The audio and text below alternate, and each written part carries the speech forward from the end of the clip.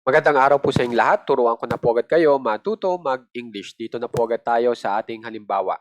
Natagpuan ko iyon na mahal. O kaya natagpuan ko iyon ay mahal. Okay? Pag in-English po natin yan, ang una nyo pong ita-translate ay itong pinaka nasa taas. Itong ko ang napili natin, so I. Sumunod ay itong pangalawa. At ang napili po natin ay itong natagpuan, so found. Tapos sa ikatlo, ang napili po natin ay itong iyon, so it. Tapos itong pinakababa, mahal, so pag in English po, expensive. Pag sama-samahin lang po natin yung mga English na salita. I found it expensive. I found it expensive. Para sa natagpuan ko iyon na mahal. Okay? Sumunod, subukan naman po natin itong ginawa. Ginawa mo iyon na maganda. Ginawa mo iyon na maganda. Kapag in English po yan, you made it beautiful. Okay? Ngayon, subukan naman po natin itong kinonsidera. Kinonsidera natin iyon na importante o kaya ay importante. Pag in English po natin yan, we considered it important. Okay? Ngayon, subukan po natin itong push.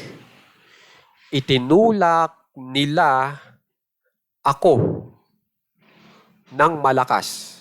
Pag in English po natin yan, they push me hard. They push me hard. Itinulak nila ako ng malakas. Sumunod, subukan po natin itong pininturahan. Pininturahan niya iyon ng berde. Subukan po natin yung niya ay lalaki. So he ang gagamitin ko. Pag babae, she po. He painted it green. Okay? Ngayon, subukan po natin itong tinawag. Tinawag ni Ben si Toto na mabuti. O kaya ay mabuti. Kapag in English po natin yan, Ben called Toto kind. Okay? So, kung mapapansin nyo, ang bilis makabuo po ng mensahe sa English kapag ganito ang pattern natin. Ngayon, ang itinuturo ko po talaga sa inyo ay itong mga verbs na ito. Itong found, considered, painted, made, push, called. Tumutulong po iyan para malaman nyo kung saan pwedeng ipwesto yung inyong adjectives. At ang adjectives po ay itong expensive hanggang dito sa kind. Okay? Oras na gumamit po kayo nitong found, made, considered, push, painted, saka called, inilalagay po yan sa dulo. Itong adjectives natin. Kaya kung mapapansin nyo, nasa dulo siya. Okay? Yan po yung gusto ko talagang ituro sa inyo.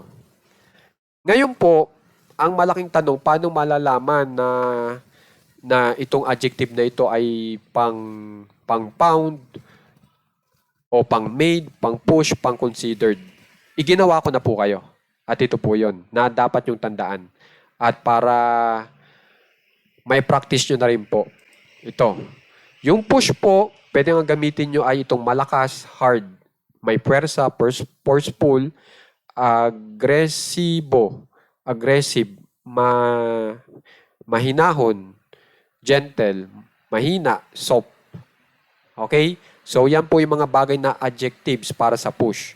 Pagdating sa pound, maganda, beautiful, nawawala, loss, may sala, guilty, inosente, innocent, nakakasupresa, surprising. Pagdating sa made, masaya, happy, malungkot, sad, galit, angry, mayaman, rich, comfortable, sabik, excited. Okay? Pagdating sa considered, mabuti, good. Di mabuti, bad.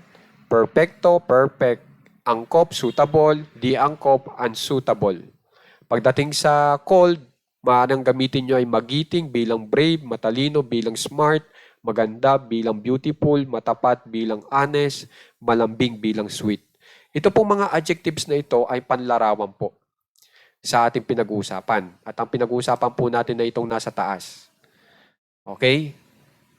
Panlarawan. Kung anong nakikita mo doon sa tao. Okay? Katulad ng bagay, nasabihan po natin na mahal. Yun yung katangian niya. Dinescribe mo yung katangian niya, mahal.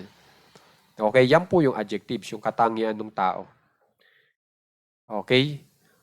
So, makikitanda na lang po itong mga verbs natin na ito kasi hindi po yan masyadong naituturo. Kasi ang kalimitang naituturo po ay mga linking verbs na lagi ko rin itinuturo sa inyo na ang kasunod ay adjective na nasa dulo rin po. Yung am, is, are, was. Kung kayo laging nanonood po sa ating lesson, tiyak, immune na po kayo sa paggamit noon. Kaya ngayon, binabago ko na. Iba naman itinuturo ko sa inyo para mas kumaling po kayo sa paggamit ng mga verbs. At yung mga salita na pwedeng ipareha sa kanila at saan ipuposisyon.